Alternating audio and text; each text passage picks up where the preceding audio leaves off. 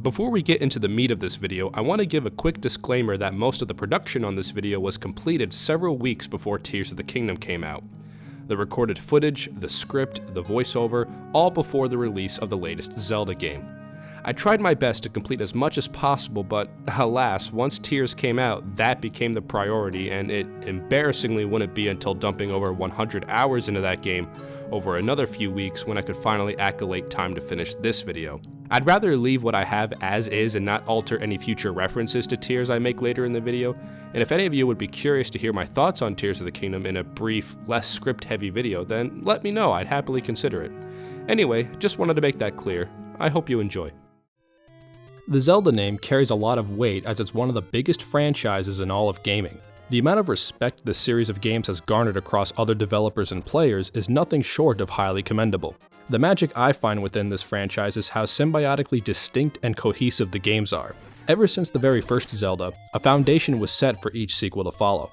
A foundation of exploring an overworld, finding and tackling dungeons, acquiring special items, engaging in intense combat, solving puzzles, completing side quests, and most important of all, going on an adventure. This foundation grew over the decades, and it wasn't until Breath of the Wild to really shake up and challenge that well-established formula. But even so, the beauty I see in the Zelda franchise is that, while each game more or less follows that foundation, every installment has its own supply of unique mechanics, items, story beats, characters, and gameplay variety that any game in this series could be your favorite. Even Zelda 2, as polarizing as it is for some fans, could be anyone's favorite since this game has pretty engaging combat that you won't find in other entries.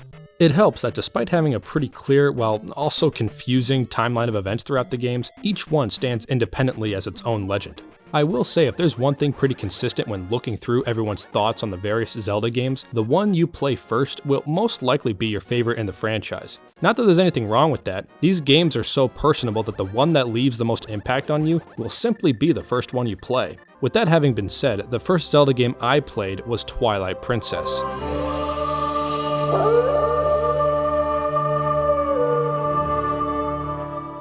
It was back in middle school. I more or less lost all the friends I had in elementary school and was trying to befriend others while dealing with various internal traumas. A couple of new faces I became friends with helped me get into game franchise I never tried, one being The Legend of Zelda. I had already been familiar with this franchise thanks to Smash Bros, but always felt intimidated by it, since I was only really used to the simplicity of Mario and other platformers. But after learning the anthology nature of the series and the basic premise of the Triforce, I felt comfortable diving in and picked up Twilight Princess at a used game store for the GameCube, since that was the only console I had at the time.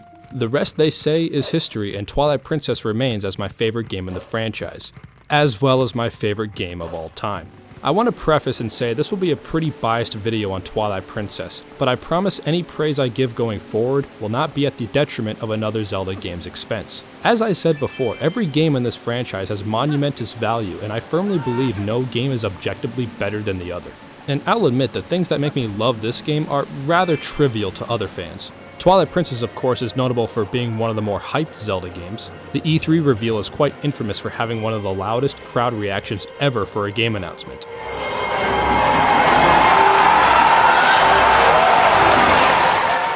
Its impact alone spans across the franchise itself, with this memed photo being of one reacting to the Twilight Princess reveal. The story has been said countless times in other videos you may have seen. The Wind Waker, as great as it is, was a little polarizing for its cartoony, cel-shaded art style. Zelda fans wanted a more serious take after Ocarina of Time and after the rise in games shooting for a more realistic art style. Though I wouldn't personally call Twilight Princess's art style realistic. I'd rather identify it as grounded fantasy, something akin to Neverending Story and, more obviously, Lord of the Rings. The films were at a height of popularity, so it's no wonder they wanted to go for it to appease Western audiences. The art style has been the subject of criticism in the past few years, mainly revolving the longevity of it. How it looked great then, but dated now, which is something that I've never really believed in. Looking at other games around the time, I feel Twilight Princess perfectly stands alongside them as the pinnacle of what that generation's hardware could deliver. And maybe it's just me, but when I look at the graphics in games, I've stopped caring about raw details like polygon count and textures, and instead look at it more abstractly on what the game is going for, and how well it represents that art style.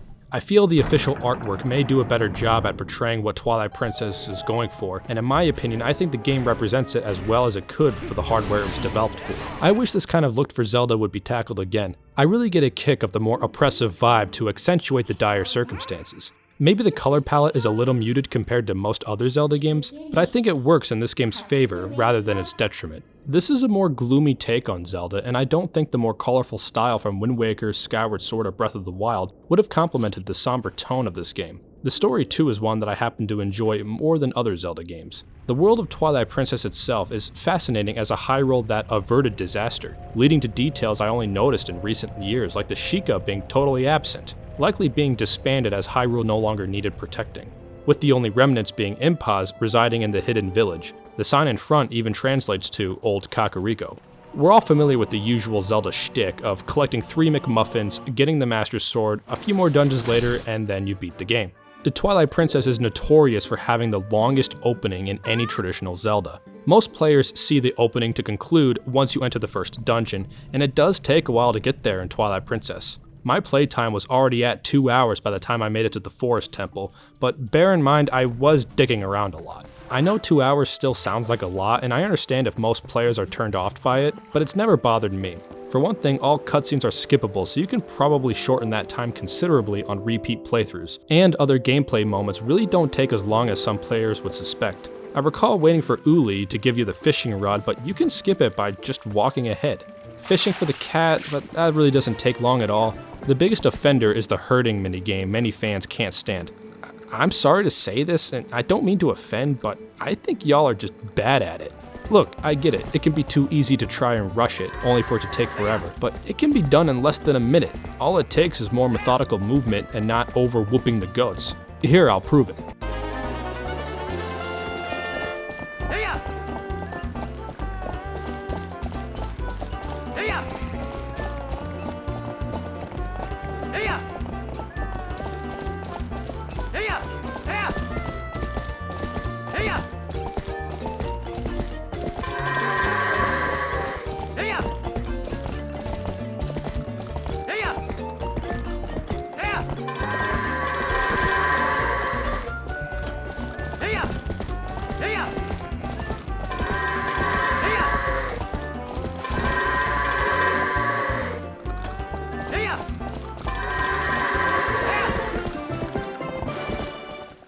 What makes this opening not drag, for me at least, is that you are doing a wide variety of interesting tasks before the adventure gets going. Fishing, goat herding, aiming/sword practice, it all has a place to be a slow burn before disaster strikes. Every time I come back to this game, I always forget when the moment Ordon Village gets raided. The calm before the storm catches me off guard and only elevates my desire to get the adventure going. It helps that you really begin to like the kids of Ordon that get captured. These little bastards as well as Ilia are the ultimate reason why Link goes on his quest. And that's the main thing I find enjoyable about Twilight Princess's narrative. For all intents and purposes, Midna is the main character of the game, whose key desires are tied with the primary conflict. Link is actually more of the sidekick this time around, who only helps Midna at the start since he needs her help in order to rescue the Ordon kids. That's what makes Midna one of the more popular companion characters in the Zelda series. At the start, she's pretty damn rude and makes it explicitly clear to Link that he's nothing more than a pet to her, and she only rescues you to further her own personal interests. It's really just coincidental that doing so will also help Link save the kids and return them to Ordon.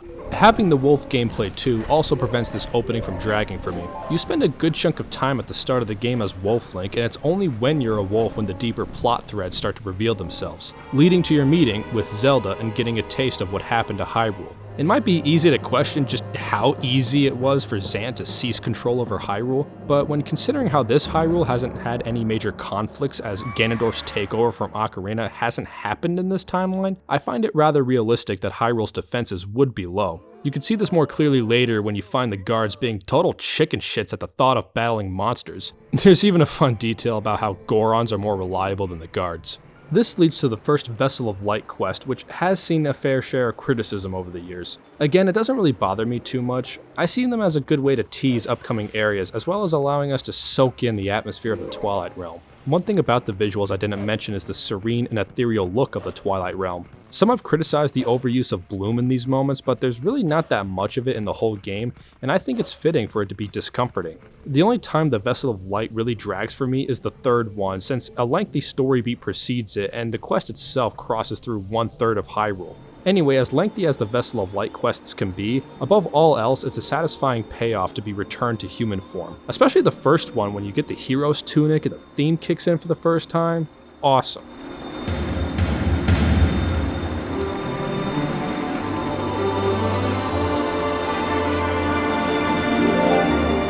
Anyway, this leads to the first dungeon in the game, the Forest Temple. The dungeons in Twilight Princess are often regarded as being among the best in the series. I believe it's a combination of unique puzzles throughout the dungeons, the items within them and the interesting uses they bring, to what I think is the biggest reason, their thematic presence.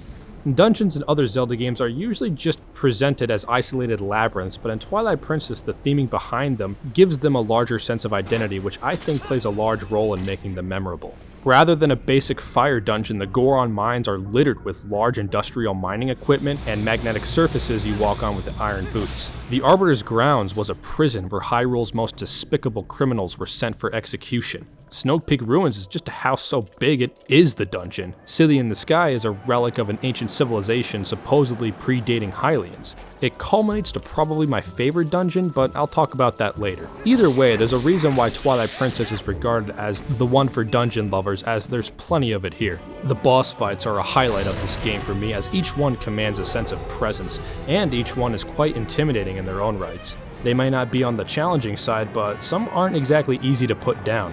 This design for boss fights of using an item to expose a weak point may have been getting tiring, but above all else, I think Twilight Princess is the best executed form of that boss design. Speaking of which, the items in this game are quite a standout. Of course, you got the usual bow, boomerang, bomb, and hookshot or claw shot, but these traditional items all get a fun and unique spin on them. The Gale Boomerang is far more useful than other boomerangs, as its gusts of wind make it so you don't have to be so precise with it, and makes nabbing item drops easier than ever before. The bow gets this optional sniper-like scope that makes distant aiming a breeze. Bombs can be combined with arrows, and let me tell you, bomb arrows are pretty OP, being able to decimate any combat encounter, especially among the likes of Stalfos and Reduds. The claw shot is better than any hook shot, being able to hang from it while ascending or descending, and you get 2 of them, which is just fucking rad as hell, man. The other items may not have the same kind of utility, but I think they still shine where it counts. Ball and Chain is just a fucking heavy ball and chain. Can't help but admire the raw practicality of it. Great for enemies with exposed weak spots. The spinner is so much fun to use, and I'll agree it could have had more uses throughout the game, but its inclusion is justified by the Star-Lord fight alone. It's 80% spectacle, but I don't care, this boss fight kicks ass. Really, my one item complaint is that you get the horse call a little too late in the game for my liking, and by the time you do get it, you really don't need it. Now, the dungeons get all the praise in the world, but I do hear complaints that the journey to each dungeon can be rather tedious, and while I won't argue that the time between dungeons may be a bit too spacious, I think it's saved by all the various quests you do in between. To me, it never feels like busy work, as there's plenty of strong narrative incentives as well as fun gameplay moments spruced throughout. After the first dungeon, there's still the matter of rescuing the kids and saving Hyrule from the Twilight invasion. The process of entering the Twilight Realm, collecting the Tears of Light, and entering the dungeon may be a bit formulaic, but I find the variety in the various tasks you do alleviate potential boredom. For me, I'm always invested in the story, so by the time I get to Kakariko, I'm just glad to see the kids are okay, if a little shook given the circumstances. Good to see they're in good hands, except for Barnes, who'd probably chuck a kid to save his own ass. Too bad the same can't be said of his house, but hey, that's just how the cookie crumbles. Just seeing these brats have so much faith in us rescuing them no matter how hopeless it all is, always gets me a little bit. You can go back to Ordon Village before entering the Twilight Realm and witness just how upset the parents are over the uncertainty of their children's fate. Makes it so satisfying returning the Light Spirit and seeing them reunite. Of course, the one kid to get real growth is Colin, who goes from a little bitch who gets picked on by the other kids to a noble little squire set to protect the ones he cares about.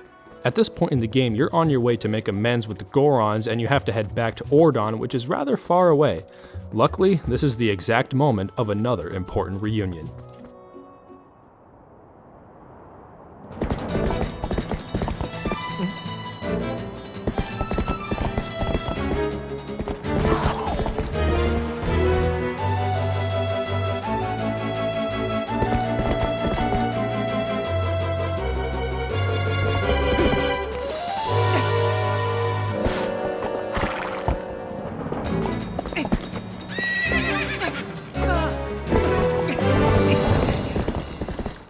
In retrospect, it's nice that you get Epona so early in the game.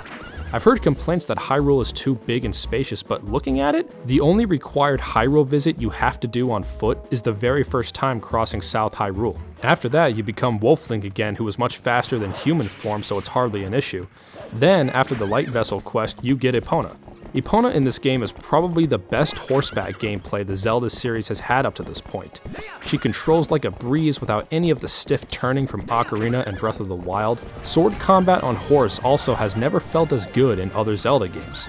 In fact, this is really the only Zelda game with dedicated sword combat on horse thinking about it. It's only required in a few key moments, but remains a highlight for me. Regardless, Epona is so mobile and you remain in total control. You can even perform a quick dismount without having to stop her, and you can quickly mount her, which will even give you a free boost. Like, this is the kind of shit you would see in a cutscene and go, oh, that looks cool, I wish I can do that. You can't fucking do that! Anyways, Epona makes Hyrule traversal a breeze, and if you pay attention to the map design, you can see little shortcuts that'll let you pass a few key areas and their loading zones. The only time Hyrule travel felt egregious is when I was doing some side quests after the second and third dungeon, since the Bridge of Eldin is impassable for that portion of the game.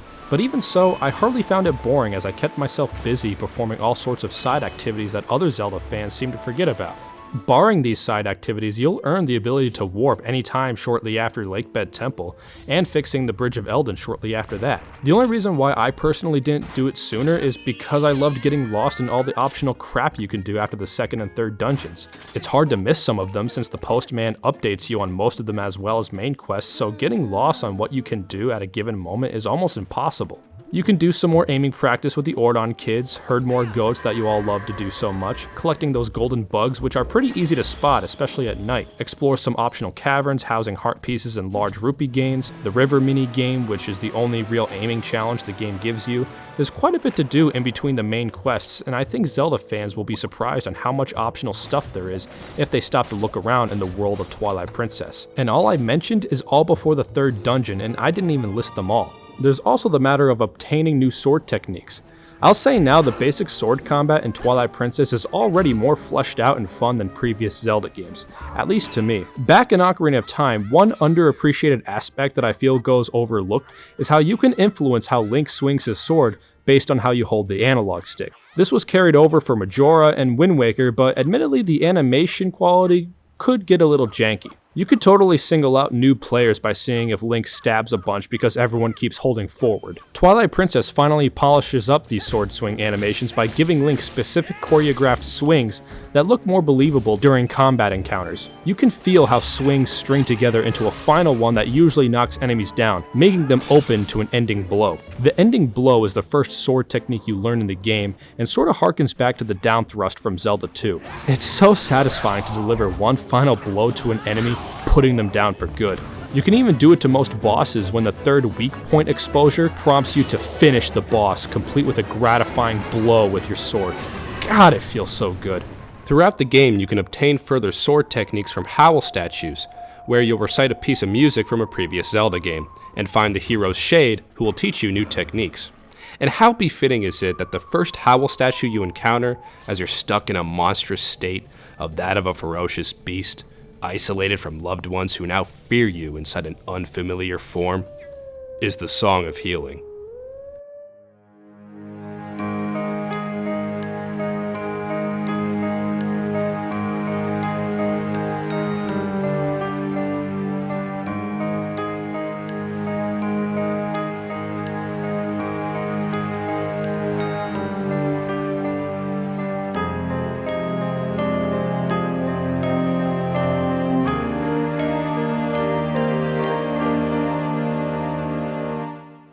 Some of these techniques have already been in Wind Waker as contact-sensitive maneuvers, but it's really cool to have them fully integrated into the combat system to provide greater complexity to encounters. They may be optional, but you really want to seek these out as some late-game enemies will actually wreck your shit without the proper moves. Plus, it's just cool to have Link perform a legit dodge roll in a Zelda game. You can even do a little stab if you hit the sword button after rolling.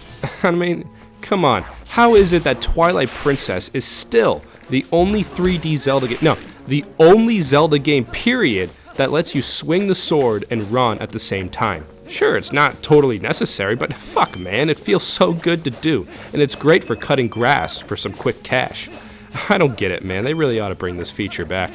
One of my favorite details is this little animation Link does when sheathing his sword.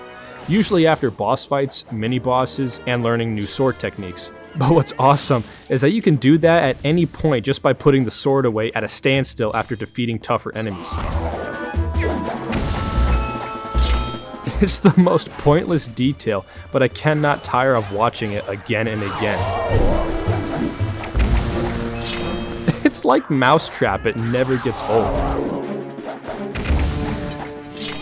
It's the coolest, pointless fucking detail ever in a video game. You gotta understand, this awesome little animation is so impactful, it closed off the E3 reveal trailer, and became a taunt in Super Smash Bros. It's little details like this that make me love this game as much as I do. Also, look how he twiddles his sword during combat. The way it goes flippity-flip. Why does he do that? It's totally unnecessary, but I love it. I alluded earlier how the main Zelda items all have unique spins on them that make them more fun to use, but I also wanted to acknowledge how you can use them while moving when the lock-on button is held down. It's most useful for the Gale Boomerang and Bow, but it's satisfying to perform them in those moments when you have a clean shot and want to be on the move. This is complemented by, in my earnest opinion, the best item inventory management system in any traditional Zelda game. Previously, the items were usually arranged in a grid, which got the job done, but honestly, it got tiring in the late game having to scroll through several items to get to the one you want to use. The worst it got was an ocarina since the menus were so slow. At least you can hold 3 items in that game. The Twilight Princess gives the items its own sub-menu, which is far snappier than previous games. Having them arranged in a wheel, as well as letting you snap to any one with the stick, makes swapping items so much faster than any Zelda game without the aid of a touchscreen. The GameCube version of Twilight Princess only lets you hold 2 items, but item management still feels less time-consuming than previous games from how quick and snappy the item wheel is. Anywho, going back to Ordon Village after reviving the Light Spirit and getting Epona gets you the Iron Boot. You can pet goats in this game. People gave Breath of the Wild crap for not letting you pet doggies, but you can pick up dogs and cats as well as pet the goats. Link even has a visible smile on his face when you do. I mean, come on, that's adorable. I feel there's a consensus that this Link is a little more stone-faced than other incarnations. Maybe that's true, but playing through this game again recently, I noticed quite a bit more facial expression than one might think. Link here may not be as expressive as Wind Waker, but honestly that makes those moments he does emote all the more hilarious to me. Barring these plucked examples, I was surprised how good facial articulation is throughout the game during cutscenes. People may rag on how ugly some of the character designs may be, but the exaggerated design and facial expressions make the cast of Twilight Princess more memorable to me compared to games prior, even compared to future games. This version of Link is probably my favorite. Don't get me wrong, I love every version of Link throughout the Zelda games, but there's something a little more humble and relatable about this one to me. Other incarnations often already start out as a noble knight sworn to protect Hyrule, but this one's just working on a farm, looking after the little kids, herding goats. He's more of a mature Link who comes off as a little older than other incarnations. Nintendo certainly likes this version of Link considering how prevalent they use him for promotional material. Honestly, it kinda hurts to see such high quality models of this Link without a version of the game to play looking this good. Like, goddamn, the Smash Ultimate stage looks so awesome, this shit isn't fair, man. I also don't think we've seen a Link get so angry before. Returning to Kakariko after getting the Iron Boots, King Bulblin invades and kidnaps Colin. Link had already failed miserably to protect the kids of Ordon before, and you can see how he ain't gonna let that shit happen again.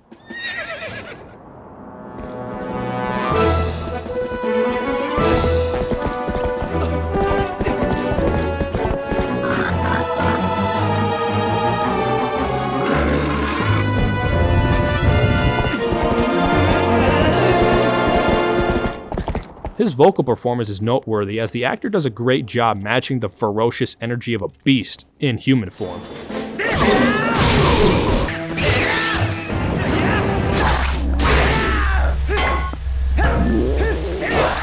The battle against King Bulblin is one of the more memorable parts of the game and a good showcase for how involved the horse combat is in this game, after which you duel on the Bridge of Eldin. I reckon Twilight Princess gets the reputation for being the most epic Zelda game for this part alone. I mean, come on.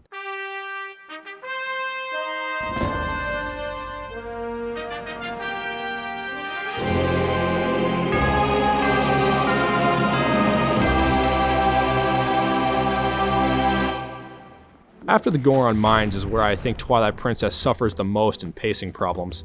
Like I discussed before, once you enter the Twilight Realm again, it'll be a sizable amount of time before you return to human form. This will affect people differently depending on how much they're invested into the story of this game, and I totally understand if this is the lowest point for most, outside of the opening. You probably already figured it out by now, but this part still doesn't irk me. For this playthrough, I made deliberate attempts to go out of my way to pursue optional dialogue exchanges, and honestly, it went a long way to make longer stretches like this more entertaining.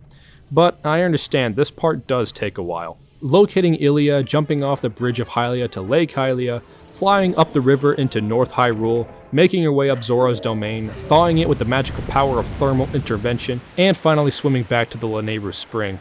I would also blame this particular Vessel of Light quest for giving all of them a bad rap, since this is the worst it gets, as you have to cover so much more distance just to get them all. And even then, once you finish, you gotta save Rallis, which I hear is a lesser desired part of the game. But really, it's not so bad, and it ain't that hard if you keep using the Gale Boomerang to put out the fire. For me, it's just another really cool section to feel like a badass escorting a carriage across the fields of Hyrule. The Royal Guards may be total thin-skinned cowards, but you're up to the task to get it done and exact your revenge on King Boblin for the second time. Regardless, I totally understand the criticisms regarding gathering the Tears of Light, since this one straight up took me 20 minutes. Once you do, it's still a satisfying payoff just to be back in human form. This is also the part of the infamous creepy-ass cutscene. Sure, the imagery alone has a reputation, but I really like the additional lore details provided here. It's kind of interesting how this game doesn't really go into the history of the Triforce, instead detailing the background of interlopers who sought to use the power of the Fused Shadow, the McMuffins you've been collecting up to this point, in order to seize control over the Sacred Realm without the aid of the Triforce. These dark interlopers were banished to the Twilight Realm and eventually evolved into the race of Twilight we see in the game. Lanayru explains how the desire of great power corrupts even the most noble of hearts, which is why Link and Ilia are used as avatars in this moment. The power of the Fused Shadow is very much a parallel to the power of the Triforce, but again, the history of the Triforce isn't really alluded to in this game, only implicated as the ultimate power of the gods that only few can yield. Midna seeks to use the power of the Fused Shadow to overthrow Zant and believes his power is a false one not worthy of praise or worship.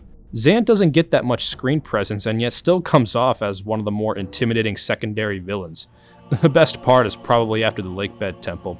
You collect the last Fused Shadow part, Midna apologizes for making you act as her pet/errand wolf, you all prepare to go your separate ways, and then Oh, shit!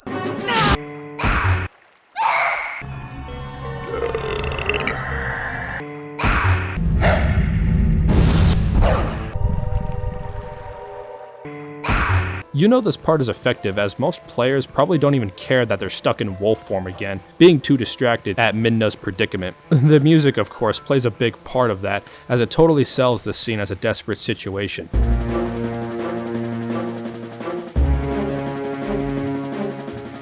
The detail that gets me is how it's been so long since the beginning of the game that I forget the crowd reactions of seeing Link in wolf form, as he's more or less invisible in this form whenever in the Twilight Realm. Here's a fun detail. You can visit Telma's bar before Lakebed to meet the Resistance fighters early, who not so subtly tell Link to get the fuck out. Then during this part, you can overhear them being like, oh shit, that was the guy who's been saving everybody? Anyway, this is the part where you're instructed to obtain the Master Sword.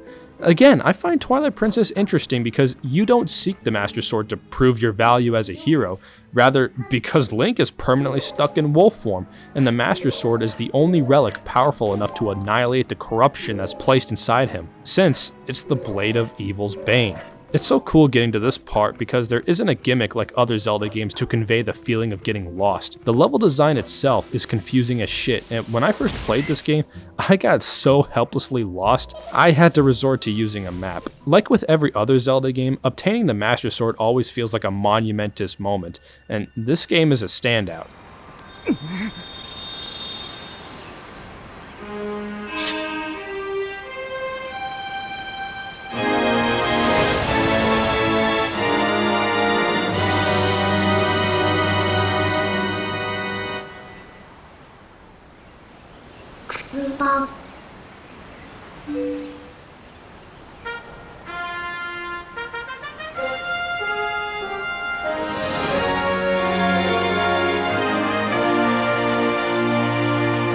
because it's not just getting a legendary blade to defeat evil, but also the permanent cure to Link's wolf form, and gaining the ability to warp whenever. From here, you could continue on the main quest to get to Gerudo Desert and repair the Bridge of Eldin, and finally head to the next dungeon. But for this playthrough, I went out on my way to do a bunch of optional side quests because this game really does have more to do in the overworld than people let on. But really, I just wanted to get the Mallow Mart quest completed. The fucking Mallow is the only kid who I don't like because he's such a cocky little shit, and on any other occasion, I would have no interest helping this little fucker out. But going into the shop in Castletown— Sorry, your shoes are too filthy. fucking need to polish my shoes just to get in. Anyway, you go into the Castletown shop and damn, you can't buy shit. And this rude ass motherfucker clearly doesn't know the meaning of hospitality and is now officially on my shit list. The enemy of my enemy is my friend, and the Mallow Mart quest is really the only fetch quest in the game, and even then it mostly involves just donating an assload of rupees. Not a real problem though, as large rupee drops can be found all across Hyrule, either through blowing up various boulders, shooting down hordes of keys throughout the overworld, hidden underground caverns you can discover as Wolf Link, donating the golden bugs you can easily find in the overworld, or minigames with large rupee sums. Here's a tip for you. You can totally cheese the Isle of Riches by using the Gale Boomerang on this switch to easily get the 100 rupee reward. All the other chests stay open after you've raided them, but this one resets if you want a convenient rupee farm. You will need a lot of rupees since the first donation chain takes 1,000 rupees, and the second one takes 2,000. Unless you help this Elder Goron deliver spring water to his son chilling on the East Castletown entrance. Totally optional and can kind of be a pain in the ass to get this barrel across the fields, but it ain't so bad. It's worth it since not only does it lower the donation requirement to 200, but it also gives you the opportunity to help this Goron open up the path to South Hyrule Castletown. And now all 3 entrances to Castletown are open. Anywho, it's astronomically satisfying making this once slab and snotty fancy pants shop morph into a completely ridiculous store where this asswipe is now forced to dance 24 hours a day while you reap the reward of all consumables being dirt cheap.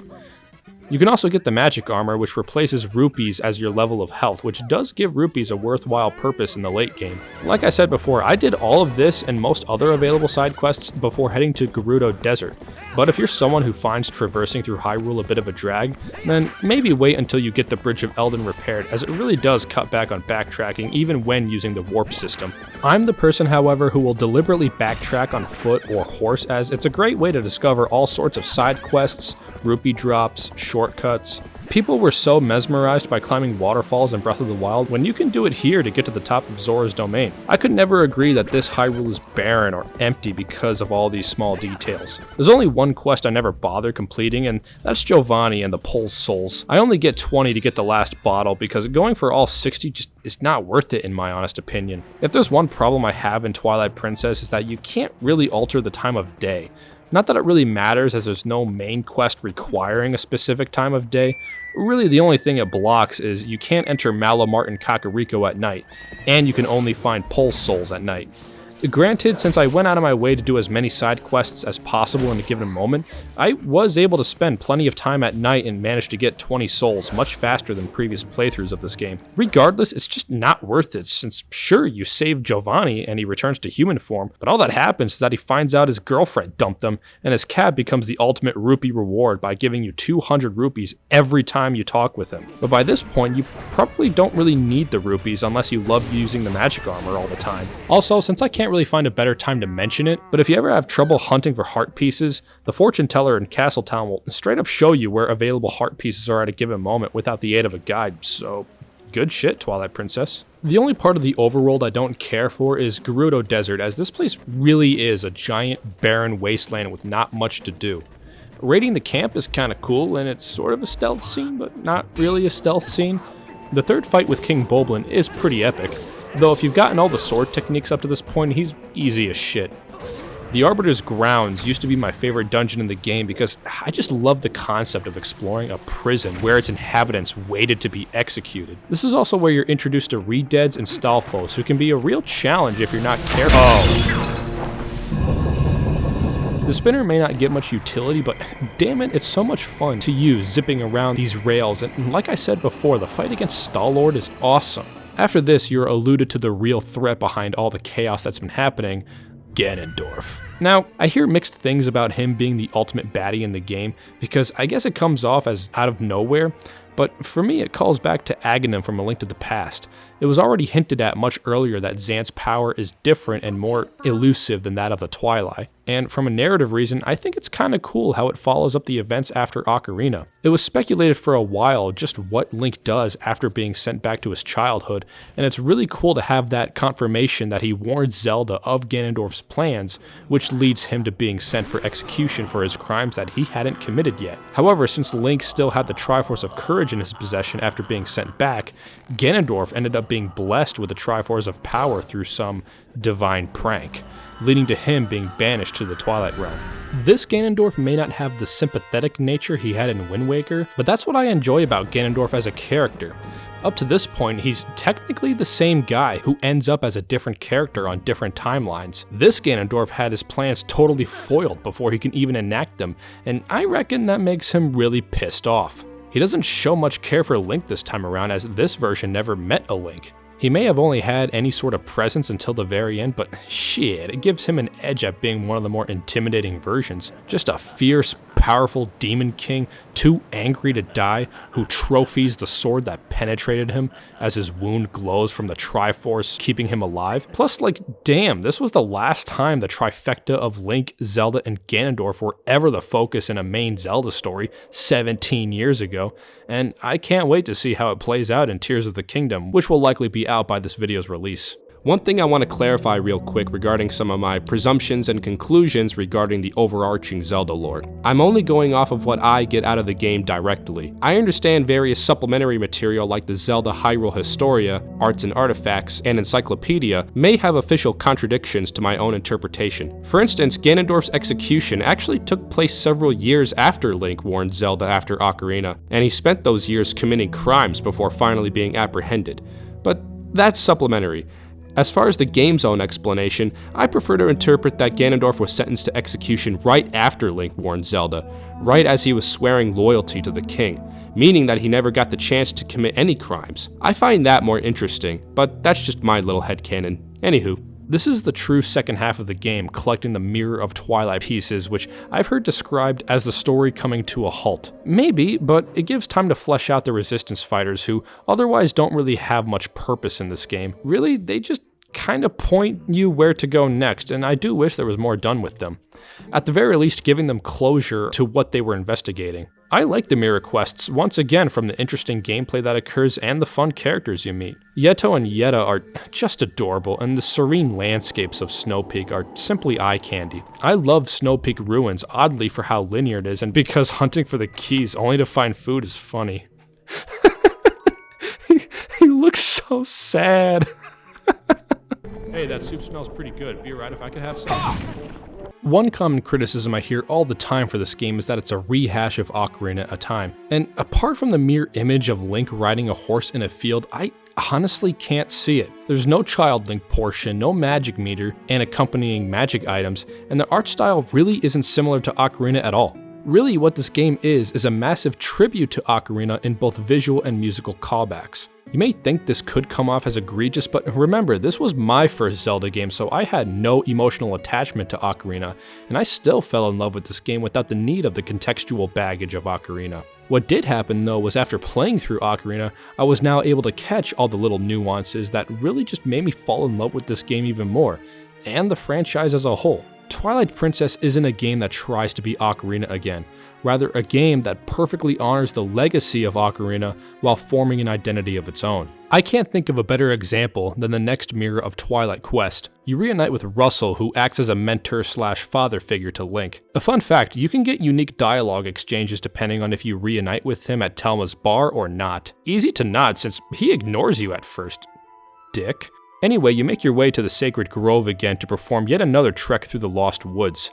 You make your way back to the ruins where you found the Master Sword. In the Zelda series, the Master Sword is mostly located in two locations. One is of the Lost Woods. Die-hard fans may have been able to deduce what's going to happen next. If you remember the Howl Stone before entering the Sacred Grove, fans will recognize the theme that plays.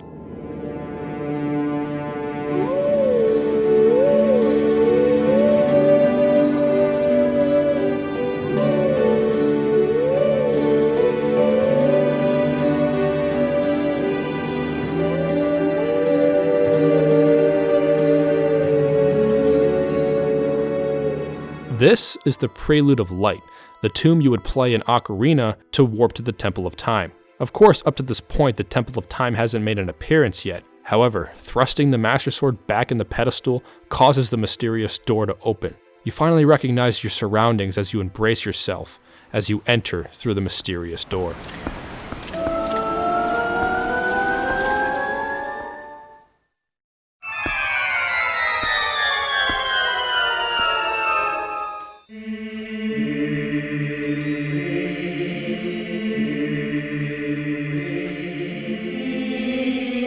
For new players, this is just a cool-ass moment of a brief visit in the past. Also, real quick, I want to squeeze in a nitpick. This is when you can get the final available golden bug, so it's at this point in the game you can obtain the biggest wallet. In the HD version, it doesn't matter much, but for the original release, being limited to a max 600 rupees for this much of the game is a bit demoralizing. Anyway, for dedicated Ocarina fans, this has got to be the most epic callback ever.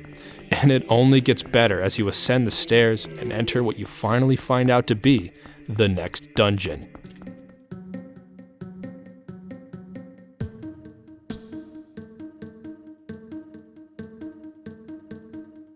The Temple of Time is a dungeon. I can't think of a more kick-ass way to honor the legacy of Ocarina of Time. Not only is it just awesome to expand upon what the Temple of Time is on an architectural and thematic level, but also how this is kinda a resurrected form of a cut dungeon from Ocarina. If memory serves me right, there was a dungeon cut from Ocarina known as the Light Temple, which would be located within the Temple of Time. This coincides with the symbol of light from Ocarina plastered all over the Temple of Time in Twilight Princess. So in a way, the Temple of Time is the Light Temple finally being able to act as a full dungeon, and for that reason it's probably my favorite dungeon in the game.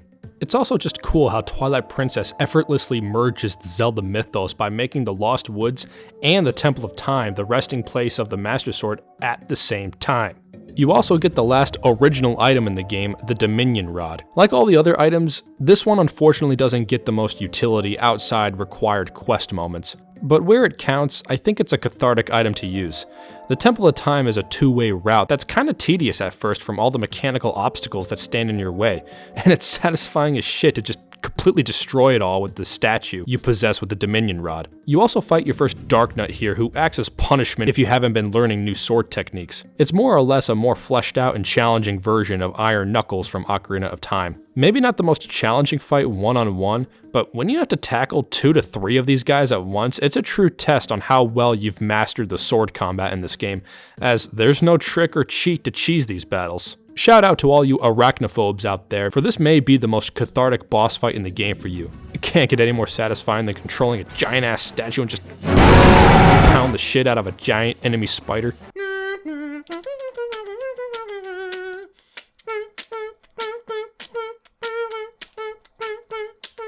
The final main quest you do afterwards is honestly my least favorite, as I find it to be the most tedious. Not so much finally recovering Ilia's memory, though it does kind of feel like the game totally forgot about her, and the emotional payoff doesn't really hit as hard as it should. You can even totally skip recovering her memory by just not showing her the horse charm. This part is not required to beat the game. No, really, the part I don't care for is recovering the pages of the Ancient Skybook, as it's a mandatory slog across Hyrule, whereas previous trips through Hyrule Field are mostly optional. The Hidden Village section is pretty cool, and I like the lore implication that this is the original Kakariko village that was left to ruin after the Sheikah tribe supposedly disbanded. Fuck the cat part though. I know it's optional, but damn, if I wasn't already allergic, this part alone prevents me from being a cat person. God damn it, Impaz, why the fuck do you have so many cats? This is also the final Howl Stone to learn the Great Spin attack. This attack does a fuckload of damage if it connects, and it's worth having the magic armor on just so you don't lose any hearts so you can keep using it after you get hit. You know what, Minna? I don't feel bad for putting off Shad. He sarcastically made fun of my outfit earlier, and while I won't beat the shit out of him like he feared, I will enact my revenge by fulfilling his dream right in front of him. It may be obvious to speculate any Skyward Sword connections with the city in the sky, but really most of this place remains a mystery. All the information you get is that this place is home to the Uka, who may have been the closest ancestors to the goddess Hylia. Yeah, I know it doesn't make much sense, but whatever, Zelda doesn't make sense. This place is pretty cool and certainly has that final dungeon feeling, even though it's not.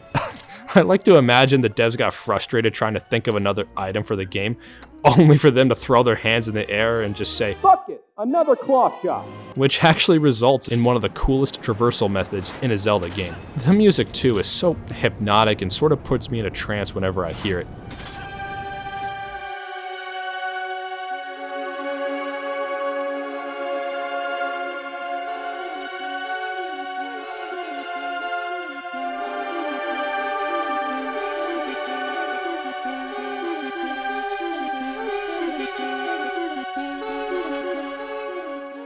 Okay, I've waited long enough to talk about it, but God, the music in this game.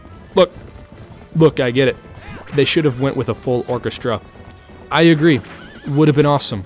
But even with a synthetic orchestra, this game's soundtrack is so impactful to me. A perfect blend of amazing original compositions and tracks from previous games. The main theme, which acts as the Hyrule Field theme, is still to this date the best theme for Hyrule Field in my opinion. There just hasn't been another track to perfectly encapsulate the feeling of going on a grand adventure.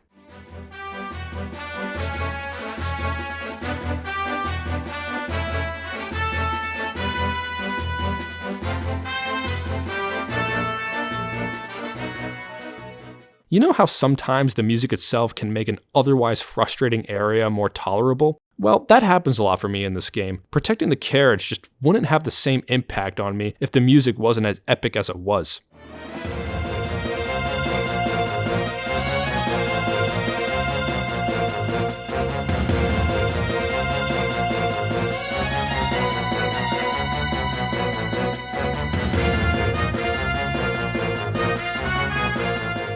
As tiring as that final light vessel quest is, this track going up the river is a banger.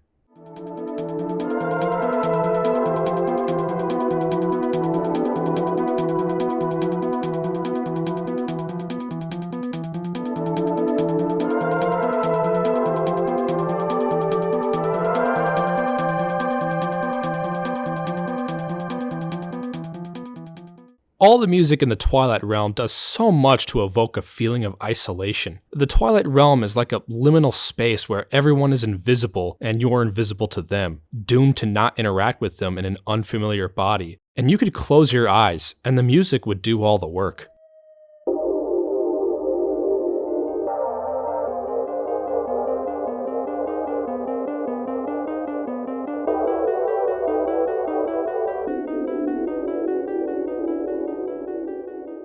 Boss themes especially go a long way at making these foes imposing, and while they may not be the most challenging fights, my adrenaline goes up every single time the music kicks in.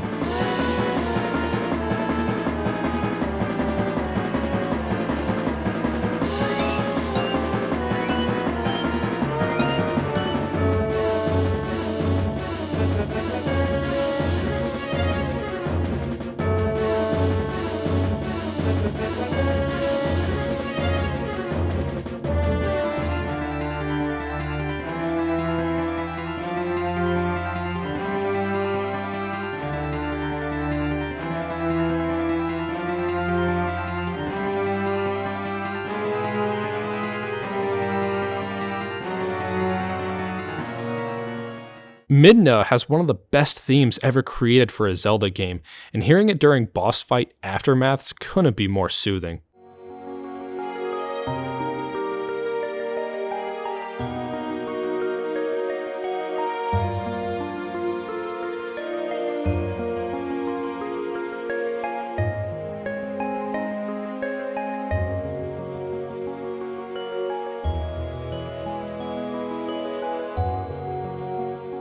And of course, Midna's Lament. I was just fucking around earlier, but the music does so much heavy lifting to sell this scene, making it among the most memorable Zelda moments.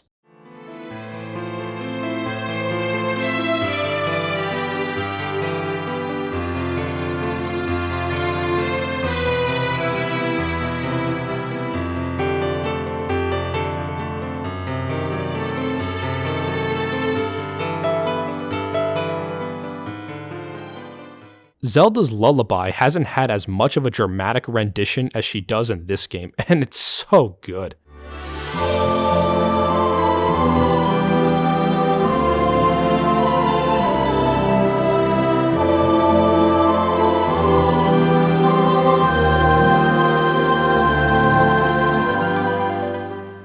Really, all the classic Zelda tunes that make an appearance here usually end up as my favorite renditions of them. Over the past few years, I've allowed myself to be as encapsulated in a game's narrative as possible. You meet the first light spirit Ordana, who then gives you the typical chosen hero spiel. Back then, it would make me roll my eyes, but nowadays, I embrace the dramatic gravity of this scene, complemented by the most divine rendition of the Fairy Fountain theme.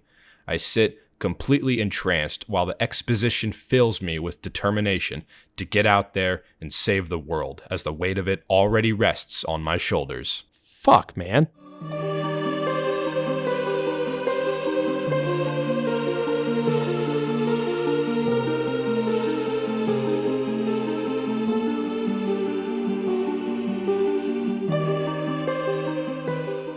This game probably has the best established bond between Link and Epona. Well, for one, You can talk with Epona? That's so fucking cool. but also Ilia kind of acts as an extension of that bond, which is further enforced by her theme being a mix of Epona's theme.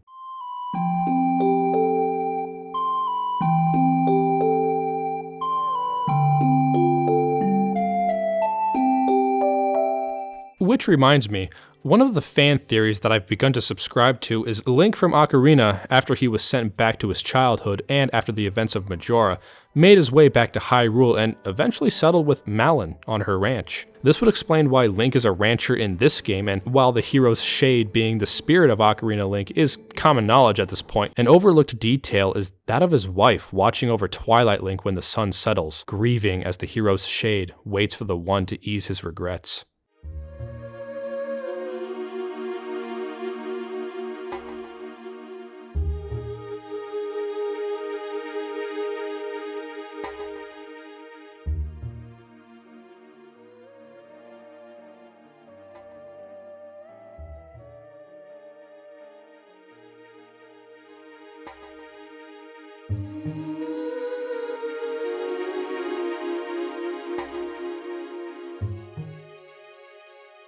It's kind of nice to have a different theme for Kakariko at this point of the series, but the original theme looms on if you listen close enough.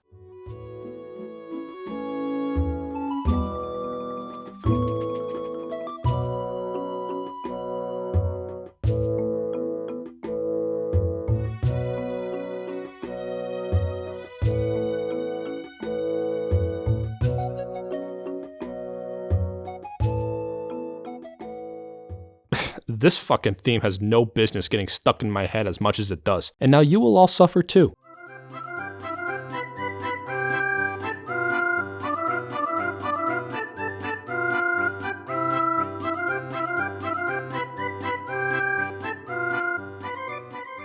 Think how you will about Zant as a villain all you want, but you gotta admit it's pretty based how you only hear his theme once.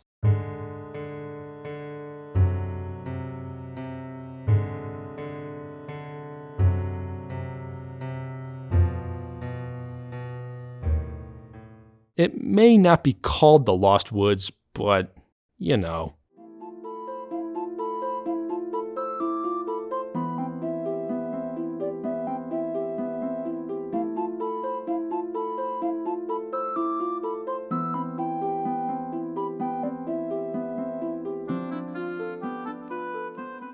I've always had a headcanon that Star-Lord is the fossil of a King Dodongo. Why else would they share themes?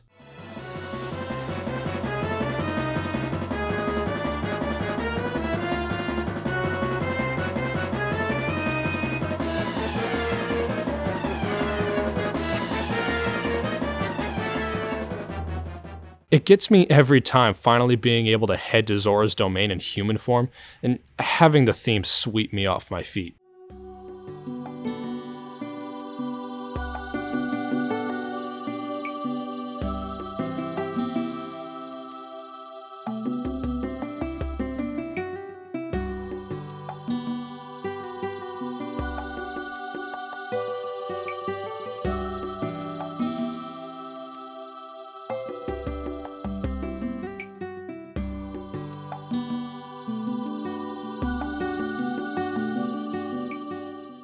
Let's say fuck.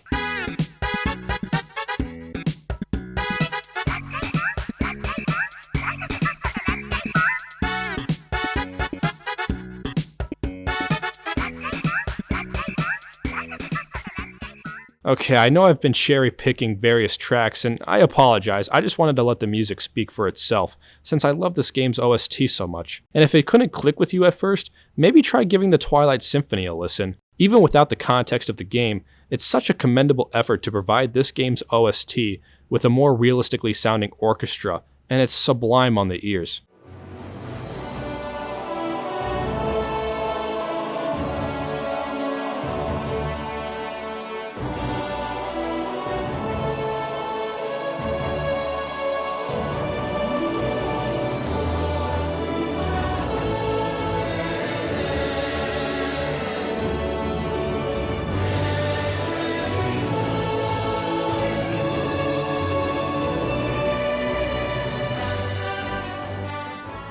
The version available unfortunately isn't the full original soundtrack, as many tracks are stuck in legal dispute, because of course. I was lucky to archive several of the missing tracks, but out of respect to the team's wishes, I won't post them. Hopefully they'll be able to release the rest of the symphony, since it's such a landmark in fan arrangements of video game music. But if you'll bear with me for just a little longer, there's one track I neglected to mention. I want to preface and say I'm a huge sucker for the use of leitmotifs in media. Movies, games, shows, you give me a reoccurring theme to be associated with a person, place, or thing, and I'll be helplessly head over heels for you. With that said, there is one leitmotif that wins over them all in my heart. A small addition to a soundtrack to elevate the playing experience all by itself. My favorite detail to ever be put in a video game, audio or otherwise. Of course, I am talking about the advantageous theme. It was originally composed to just be a little jingle that plays whenever a boss's weak point is exposed, but they decided to pepper it all throughout the game. At any point, Link is at a distinct advantage. You may have heard of good game feel, and I can't think of a better example than simply this theme kicking in to enforce the feeling of you winning. Whether it's simply reeling in a fish,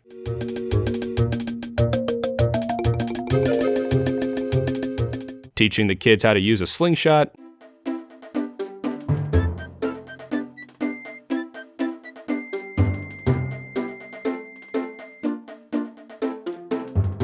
learning new sword techniques,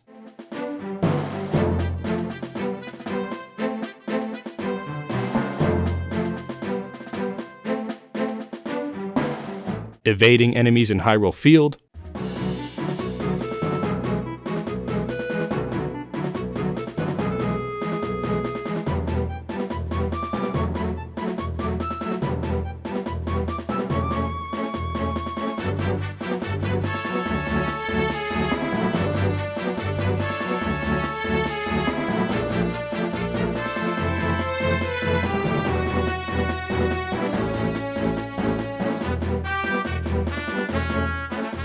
and of course, its most impactful utility is when a boss is vulnerable, and I dare you to find another Zelda game with such a high-octane, high-adrenaline moment of Hit the boss! Hit the fucking boss! Hit it!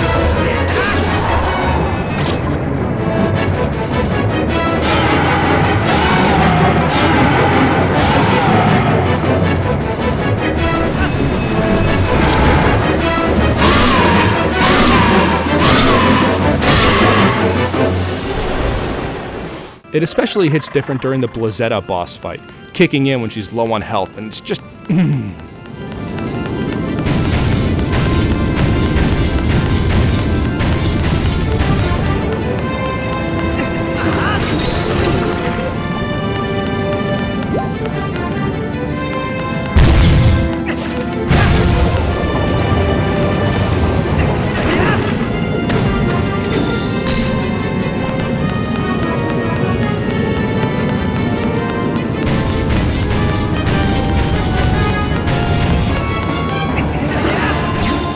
when you're getting owned and the tides finally tip in your favor and the advantageous theme kicks in, that shit feels good.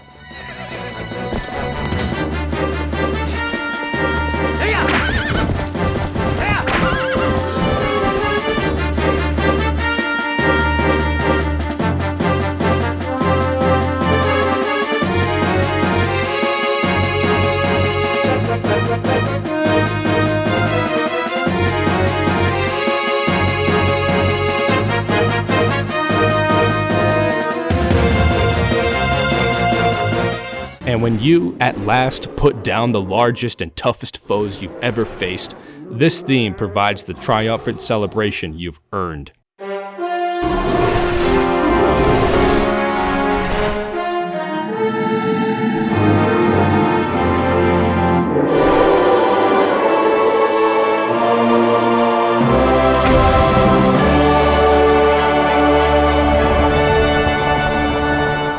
This might be an extreme hyperbole, but this theme alone makes this my favorite Zelda. I'm dead fucking serious.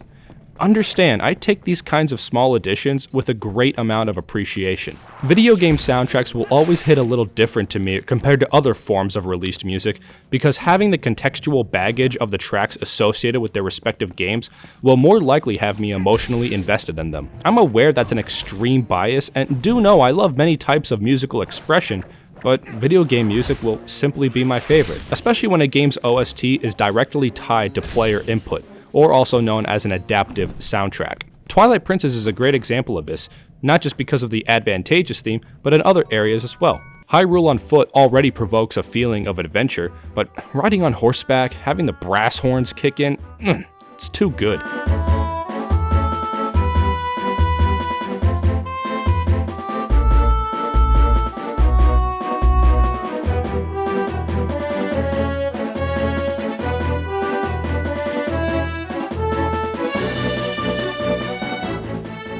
Keeping an ear out in the Sacred Grove will be your hint to locate the Wandering Skull Kid.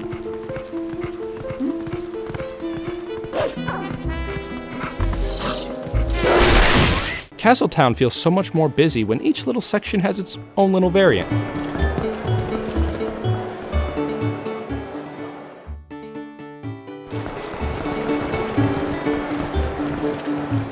Those are the immediate examples I can think of, but there's plenty more peppered throughout.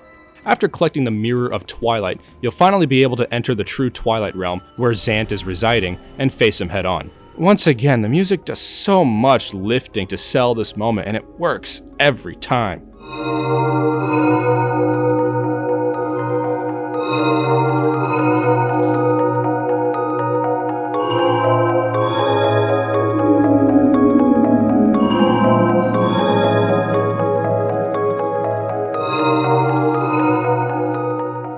Throughout the game, you'll learn a lot about the Twilight.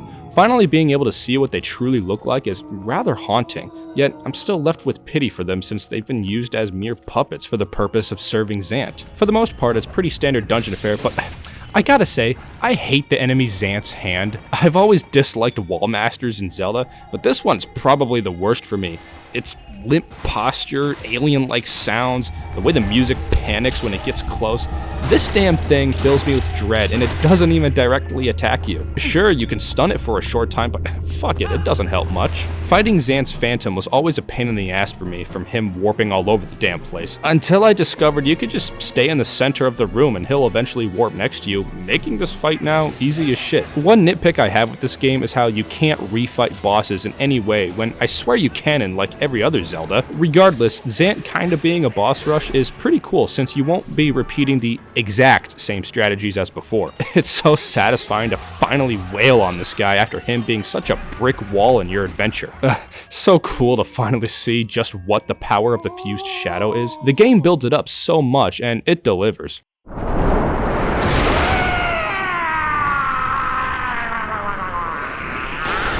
But even so, this power is evidently still child's play compared to the raw power gifted by the gods, the power Ganondorf supposedly holds. There's only one way to find out if Link and Midna can stand against the mighty Demon King. You know, Twilight Princess really did walk so Breath of the Wild could run, since this game had the climactic finale in Hyrule Castle like a decade prior.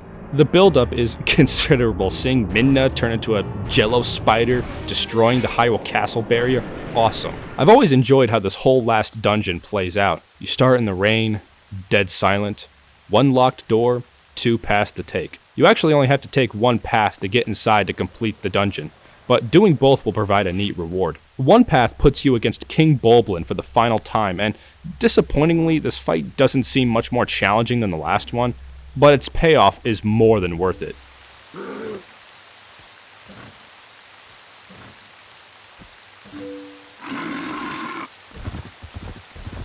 Nice.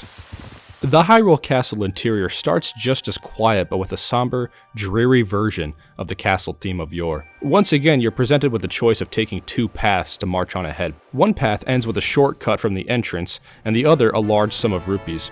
Do one, do both, all up to you. Either way, you'll end up back outside. After hearing them talk so much about wanting to stand against the oppression Hyrule's been taking this whole game, the resistance group finally lends assistance right here at the very end. It ain't much, but it's a neat little payoff. Though the real payoff begins when you enter back inside the castle. That's when the real shit begins.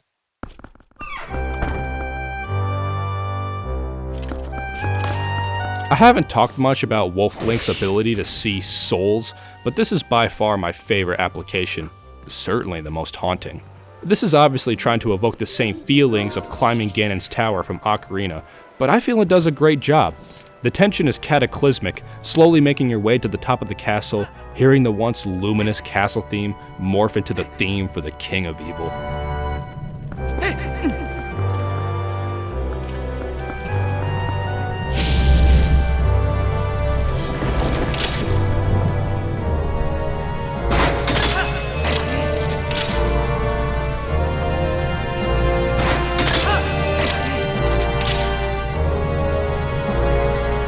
If you went out of your way to collect all the keys in the castle, you'll be able to enter this treasure room chock full of resources and rupees. It feels weird since I'll tell you now you won't be using any of your items after this point, but the rupees are nice if you like the magic armor. Either way, the final ascent up the castle is a fitting test of strength and dexterity of the use of your items, as well as your way with the sword. God, it's so epic. The wind howling, the clouds raging, the presence of evil's shadow, so strong you can't even see inside the throne. I love it. People may have reservations on Ganondorf's sudden inclusion in the finale, but I think it's perfectly justified. Reminds me of the mysterious nature of Ganon in the original Zelda. The manual cites him as the main villain, but hardly gives you information about him. Can you imagine how that must have felt like back then? To read about a monster so vile yet absent that no one truly knows what he looks like because no one has lived to tell it? Damn. Well, it's a similar sort of thing for me in this game. Zant's power has been in question the whole adventure, and even though it's elaborated he gets his power from Ganondorf, Zant still proves to be quite a threat, and like the fused shadow, if his power is merely a sampling of what his true potential is, it sets up this Ganondorf to be the most intimidating and threatening. Think about it, you only meet this Ganondorf in person once in this game, and the way he's just chilling on the throne with his fist on his chin, smiling as he welcomes you into his castle, badass. This begins a pretty involved final boss that has 4 whole stages, starting off with a fight against, oh shit.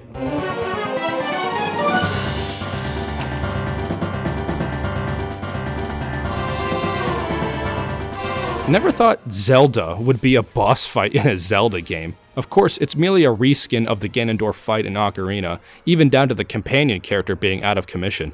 But even still, I find this fight to be an upgrade from mechanics, music, and spectacle. Like, it's weird to have Zelda's Lullaby to be a part of a boss theme, but it totally works.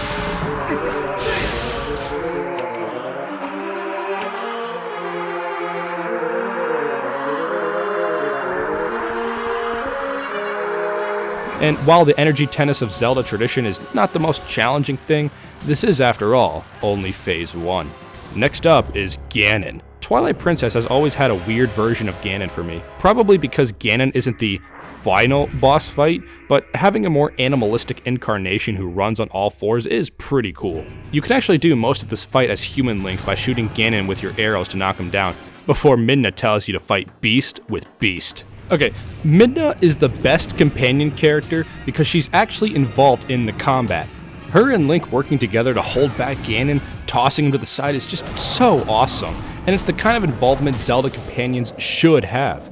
Fuck, this part hits hard for me. You gotta understand, the reason, and I mean the real, honest-to-God, dead fucking serious-ass reason why Midna is usually regarded as the best Zelda companion, and the ultimate reason why Zelda companions can work very well, is that because she's a legitimate character who goes through an arc throughout the entire game. Like I said before, she's the main character. Sure, you control as Link, and Link has his own story of rescuing the Ordon kids and restoring Ilia's memories, and it's all very engaging, but the real conflict of the story story, where the stakes really lie, involves Midna and how she plays a part in it. It's really interesting how the dynamic of the Triforce of power, courage, and wisdom are underplayed here, yet not to a distracting degree in my opinion.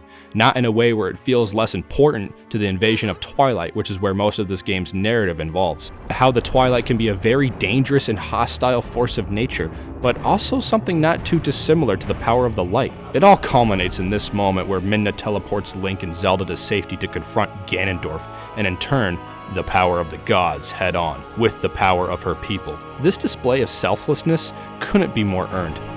God, this part. The way Ganondorf just crushes the fused shadow is such a bastard move.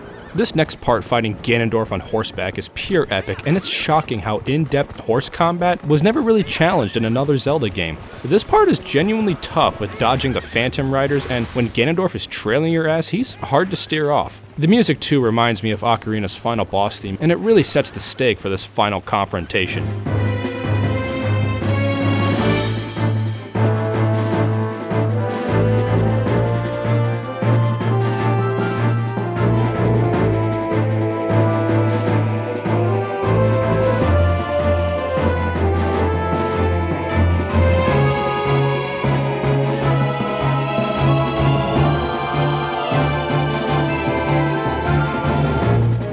This is also, unfortunately, the most involvement Zelda has in this game.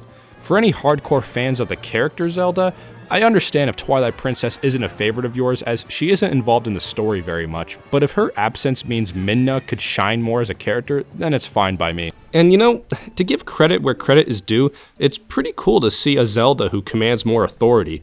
After all, the king is nowhere to be seen, nor is he mentioned at all in this story. If you read supplementary materials, it's said that Zelda was about to become queen, right before Zan's takeover, which, like, damn, that sucks. It's also fascinating how Link and Zelda don't have a romantic subtext this time around. Think about it. They don't get to meet face to face with Link as human until right at the end of the game. Skyward Sword and Breath of the Wild would certainly ship these two pretty heavily, and hey, don't get me wrong, I'm all for that. But I don't know, I kind of prefer if they don't end up together. Makes it a little more interesting and opens up other possible love interests for Link, like Midna. I hadn't mentioned it so far in this video, but if you're someone who couldn't get into this game or its story, then may I suggest giving the manga a look at? The Zelda mangas already are pretty damn good adaptations of the core stories they adapt from, and Twilight Princess got the biggest facelift. There's quite a bit of differences from the games, and I didn't like some of them at first because my interpretation of a few things were different, but overall, this is a much more expanded, deeper, emotional, and fleshed out version of the story of Twilight Princess. I reckon any problem you have with how the story is presented in this game is addressed in the manga, so it's worth checking out even for detractors. I haven't finished it yet since the final issue was just recently released in English. I've been slowly following this manga ever since it started. 7 fucking years ago. But the wait was well worth it to see such a great adaptation of my favorite game of all time. Anyway, this final boss is one of the most epic final bosses in the Zelda series in my opinion. No more theatrics this time around. Ganondorf makes one and only one request to Link for one final duel to blot out the light forever. The stage is set, the sky is bleak, your long adventure comes to an end as you finally face off against Ganondorf.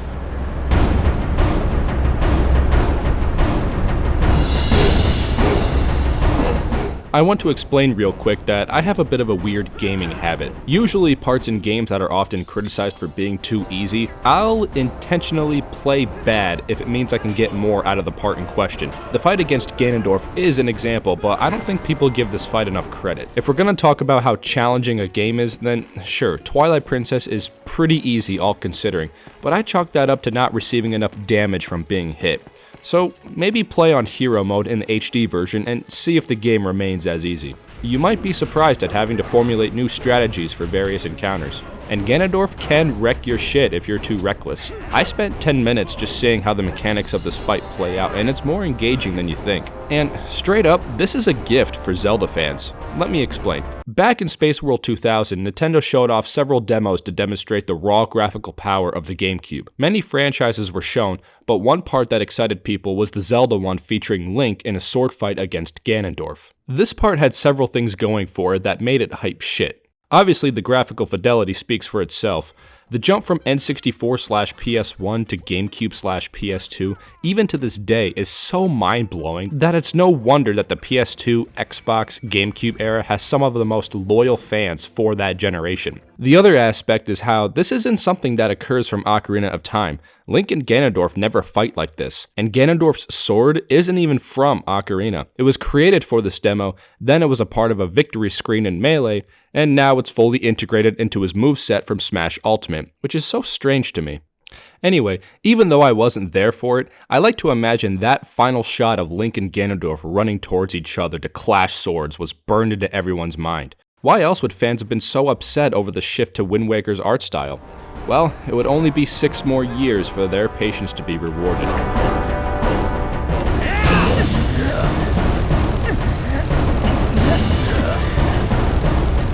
God, this part is awesome as shit. The way it's framed, the camera shakes, the blades sparking, it's so awesome. I always intentionally drag this part out, not just because the rumble feels good on my hands, but also after a bit it gets genuinely tiring to keep mashing the buttons, so I don't know, it feels more earned to push back the raw strength of Ganondorf. Coupled with dynamic music and the advantageous theme, and you have a memorable game moment.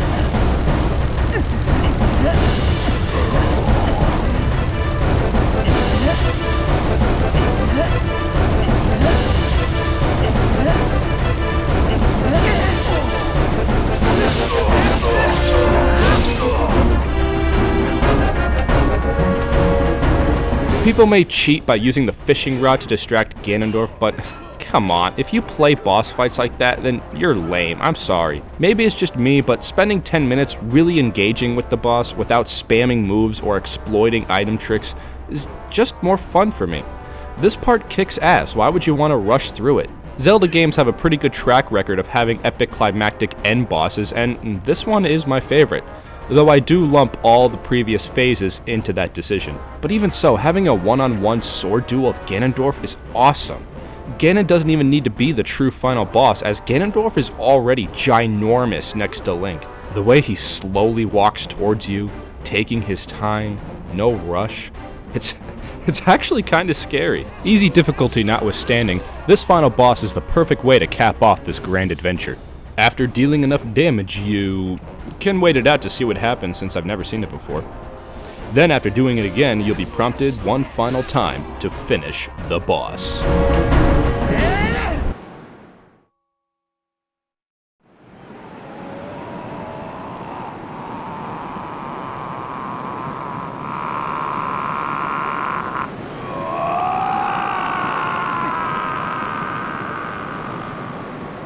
The tension is so heavy here.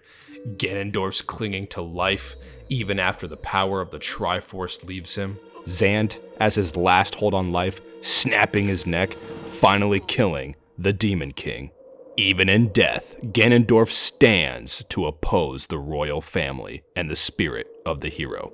With the light spirits bringing her back, as well as her curse finally being lifted, seeing Midna's true form really does feel like the ultimate reward for all the troubles you went through in the game. Then the ending kicks in, and it's probably the most impactful one to me of all Zelda endings. I don't know, I just love it when all the character stories get wrapped up, seeing everyone you meet continuing to live their lives, happy and content without the threat of evil looming over.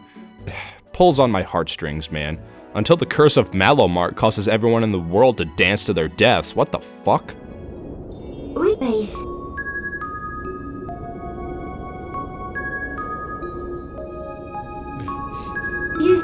I can hardly watch this part, man. My sinuses always act up here for some reason.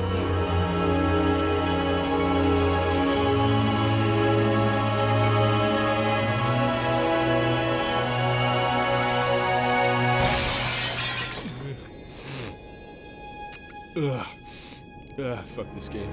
Video game endings need to have a viewer discretion for post-game depression. And with that, that concludes The Legend of Zelda: Twilight Princess. This is by far my longest video yet, and I don't think I'll make another one like this anytime soon. But I wanted to do my best to express why I enjoy this game as much as I do. And the only way I could think of doing that is by combing through the entire game. I apologize if it got exhausting having the whole adventure summarized and detailed. For as much praise as this game does get, it's still considered a mixed bag in a large part of the Zelda community. I wanted to do what I could to provide those people with the perspective I have when playing this game, to at least make them understand, if not come around completely. You know when you hear the same gripes people have with something you love over and over again? Things that you either can't understand or don't agree with entirely? That's how I feel when people call Twilight Princess a boring game, a snooze fest, bloated, empty, or unoriginal. I won't argue that those aren't valid points for not enjoying this game. People will feel how they feel regardless, and I can relate. I certainly have played games and not enjoyed them as much as the majority. It's a sucky feeling. For those who do love this game as much as I do, I really hoped I was able to share it and maybe get you in the mood to play it again. Oh shit, I haven't even mentioned the Cave of Ordeals. It's just a gauntlet of the hardest enemy encounters in the game. You can't complete it until you beat the city in the sky, but otherwise finishing enough of it will have you meet the Great Fairy Bare-Chested, who will put fairies at the various light spirit fountains. Fully beating it gets you the Great Fairy Tears, which is nice, but ultimately not a super awesome reward. You can get more after you use it by talking to the Great Fairy again, but really you play through this for the challenge of it. I mean, I do it just to have the fairies present during the credits, but to each his own. Even though the Zelda formula was probably getting tiring at this point, I'd wager that Twilight Princess remains the most polished version of this formula. I think a big contributor to that is that this game forgoes the usual Zelda bullshit. Link to the Past has the light and dark world system, Ocarina has time travel, Majora has the 3-day system, Wind Waker has the giant open sea, and Skyward Sword has heavily implemented motion controls. Now, don't misunderstand, I'm not saying those elements from the previous games makes them a bad game or anything like that. In fact, the polar opposite. Like I said way back at the beginning, the Zelda series is special for having a concise formula to tie the games together, but each one has its own special property that could make any entry anyone's favorite. You might say Twilight Princess has Wolf Link, but really Wolf Link isn't that mechanically different to regular Link. Sure, you spend a large chunk of the game as Wolf Link, but once you get the Master Sword and can turn into Wolf Link at any time, then he kinda just becomes like another item to use for specific moments. Or if you want to run faster on foot, because Wolf Link is considerably faster than Human Link. There's also the absence of a magic meter and magic-based items. I actually like that omission quite a bit since I've never been the biggest fan of having to manage magic consumption. So what happens is you get a Zelda game that, sure, to many is nothing more than just another run of the usual Zelda shtick. But without a major gimmick to tie the game over and removing certain variables to worry about, you get a Zelda game that, in my opinion, is a lot more focused, polished, better paced, mechanically interesting, emotionally interesting, and overall fun to play than any of the other titles that follow this formula. A game that puts the raw fundamentals front and center and lets them be the very best they've ever been. The Zeldiest Zelda game that has ever Zelda'd. Now, I know with that statement I probably pissed off a lot of people, but please understand that what I value in games is probably a little different than what most people look for. Like I said earlier, I greatly appreciate the small details that would otherwise go unnoticed. Link's sword swing animations being more polished, as well as those extra little sword animations he does, Epona being so much more fluent to control, the item wheel making item management a breeze, the Zora armor giving you boost swim speed by default, the music being so dynamic making the game extra immersive, the sword techniques making basic combat just a little more fun to play around with, to even not being able to get rupees from chests if your wallet is too full. Yeah, I like that feature. It keeps the chest valuable for when you do get room so you can come back later. They removed it in the HD version and everyone was so happy, but then they plastered half the chest with stamps. And then I'd open a chest, maybe expecting a heart piece, only to get 100 rupees when I only needed 5 to fill my wallet, and now I lost on 95 potential rupees. But I digress. With Breath of the Wild establishing a new formula that seems to be the standard going forward, I'd still like to see the more traditional Zelda format used again in some fashion. Even if it's just remakes of all the previous games again. I mean, fuck, the N64 game remakes on 3DS are now trapped in the past, forever to be inaccessible. And that goes for the GameCube game remasters too. I can't be alone in wanting fresh modern versions of these masterpieces. For now, we'll be playing Tears of the Kingdom, which isn't out during the writing of this script, but I'll likely be playing it while editing this video. If Tears of the Kingdom does something that dates an aspect in this video, then mind the time frame here. I ain't gonna go back to redo shit. What I will do is wait for the next time it feels right to play Twilight Princess. All the footage you've seen was recorded off my Wii U through a virtual console injection.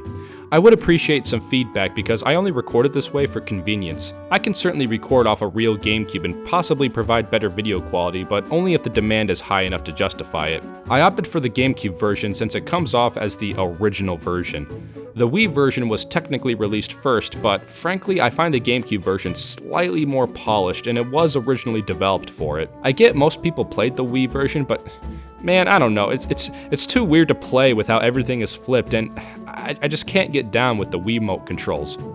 Players of the Wii version have to feel the same way, right? Link's crossbow training for the Wii uses the GameCube layout. Smash Brothers and other supplementary material also use the GameCube proportions. So overall, the GameCube version feels like the true version. The HD remaster on Wii U is also really good and probably the best one to play for most people, but believe it or not, I actually have quite a few nitpicks that prevent it from being my preferred way to play, which I'll probably talk about in a different video at some point. As I eagerly wrap this up so I can get back into playing Tears of the Kingdom, I just want to thank those who've made it this far as I express my overwhelming love for Twilight Princess, and really the Zelda series as a whole. I'll try my best not to make whatever video I do next not take so long, but we'll see what happens. Once again, I thank you those for watching up until the end, and I hope y'all look forward to more dumb, stupid-ass shit that I make in the future. Whew, I think that will be the end of it for me today, so I just want to say thank you for watching.